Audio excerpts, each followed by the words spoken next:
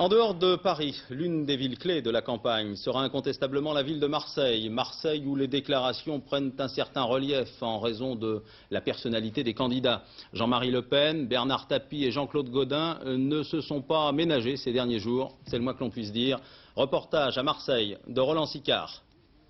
Comment faire? Depuis janvier, on cherche un logement à Marseille. Comment faire? Il faut que j'ai votre nom et votre problème. Mon problème, ben oui, mais alors... Début de campagne pour un homme d'affaires parisien à Marseille, Bernard Tapie apprend à faire de la politique.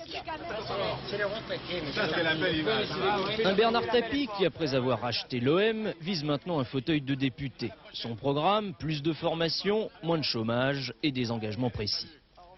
Quand je dis qu'il n'y aura plus un jeune chômeur sans formation ici dans moins de 3 ans, je vais l'écrire parce que je vais le faire.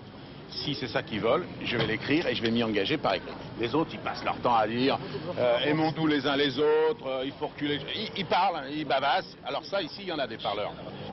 Des parleurs au rang desquels Bernard Tapie place Jean-Claude Gaudin, candidat dans une circonscription voisine. Jean-Claude Gaudin qui, lui aussi, mène une campagne à la Marseillaise.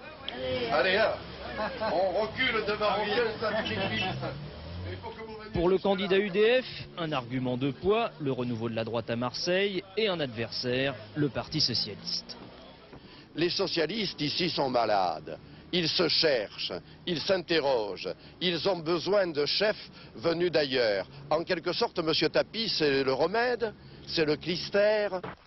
Virulent envers le PS et Bernard Tapie, Jean-Claude Gaudin évite en revanche soigneusement d'égratigner le troisième ténor de cette campagne, Jean-Marie Le Pen.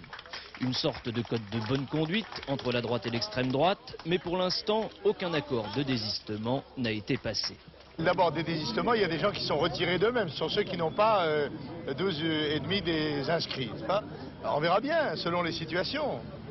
Mais a priori, nous n'écartons aucune forme d'action.